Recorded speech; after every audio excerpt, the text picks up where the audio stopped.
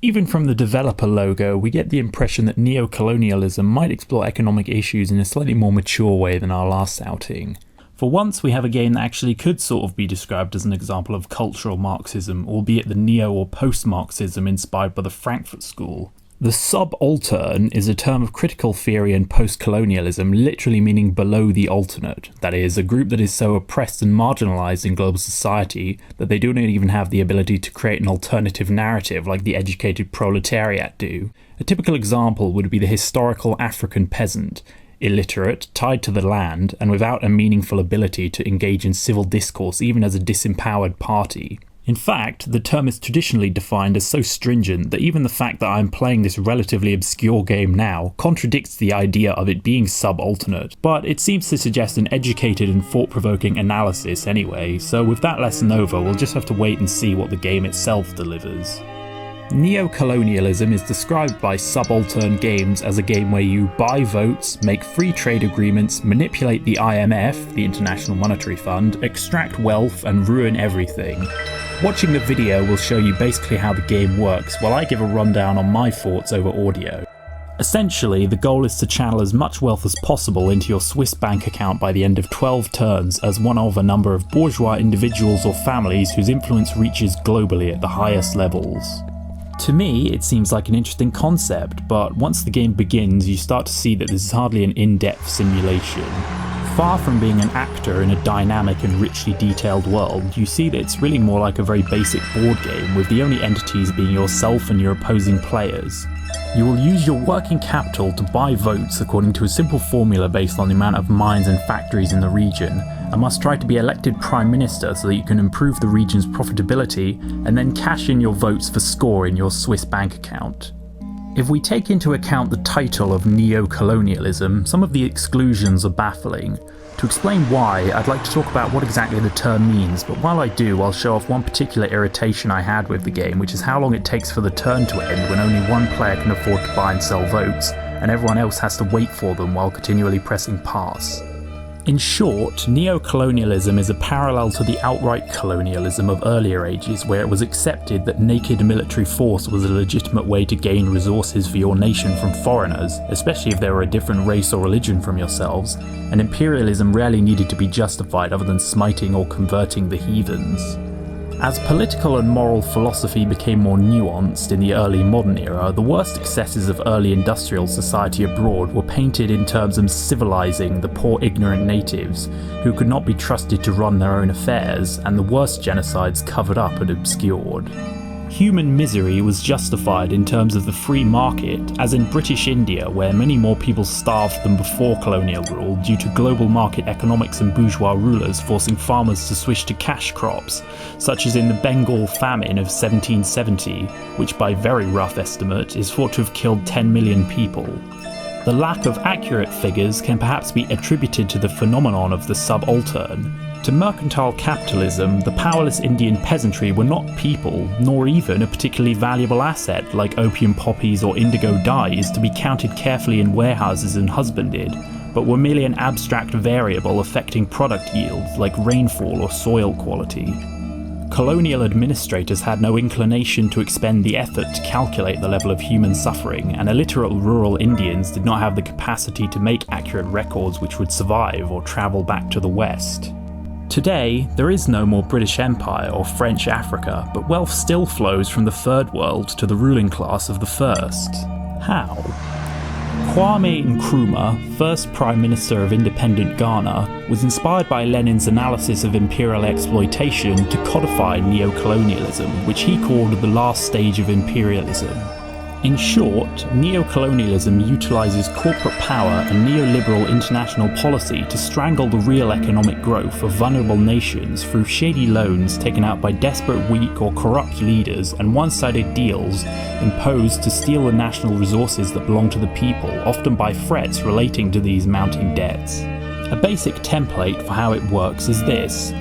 The young and insecure nation with a dire need for capital is seduced by either international banks or non-governmental lenders like the International Monetary Fund and offered billions of dollars to develop basic infrastructure. This money is almost never enough to develop a sound, self-sustaining economy, especially in a country with weak institutions that is new to democracy, So eventually it runs out, and the lenders now start to make threats, wanting some guarantee that they'll be paid back. Thankfully, multinational corporations coincidentally choose this moment to offer a solution: a 50 or 100 year long lease or outright purchase of all the nation's resources like gold, oil, diamonds, precious metals, and even water. Of course, the corporation will pay a fraction of the commodity's real worth and will either be tax exempt or use tax evasion methods like transfer pricing to avoid putting money into the coffers of the national government. The debtors are appeased, but in the long run this collusion means the country is bankrupted and may even need to take out more loans to try and solve the situation, thus continuing this cycle. In this way, the priceless natural resources are stolen from the people and flow directly into the pockets of the bourgeoisie without even the expense of foreign military domination. Indeed, neocolonialism is arguably a much more effective form of exploitation than the historical method, as well as being much easier to obscure and justify. And who said that video games can't be a form of art that has the potential to teach, like great movies? Well, in this case me, because none of this theory is in the game other than in the title. If you've been watching the video while I monologued, you might have noticed that perhaps every element that could make this a thought-provoking game is missing. Perhaps the most glaring flaw is the complete negation of the title itself.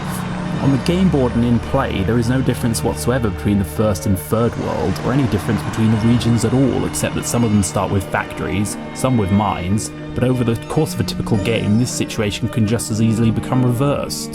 In fact, the two regions that have the least possible building spots and are therefore the least valuable are Central America and Australia, with the most valuable being China and Africa. Whether you interpret being a more valuable region as being better to economically exploit or a more valuable region as being more wealthy historically, it doesn't make sense either way.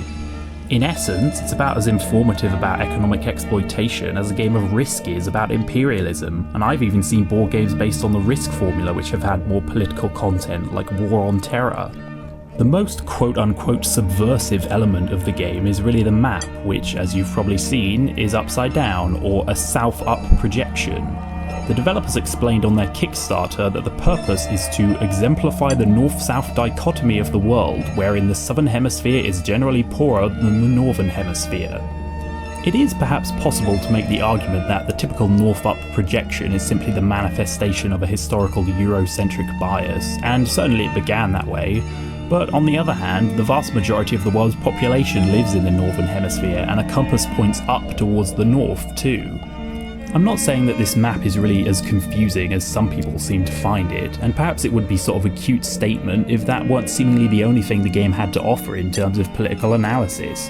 Instead, it just comes off as a meaningless contrarian statement that attacks nebulous cultural ills instead of actual concrete problems of exploitation. Of course, it's a relatively rare game that really critiques society, but when taking inspiration from such lofty concepts, I would have expected better. Even if we put aside the concept of neocolonialism and treat the game more as a general critique of capitalism, it fails to mention things that games that don't claim to be political do.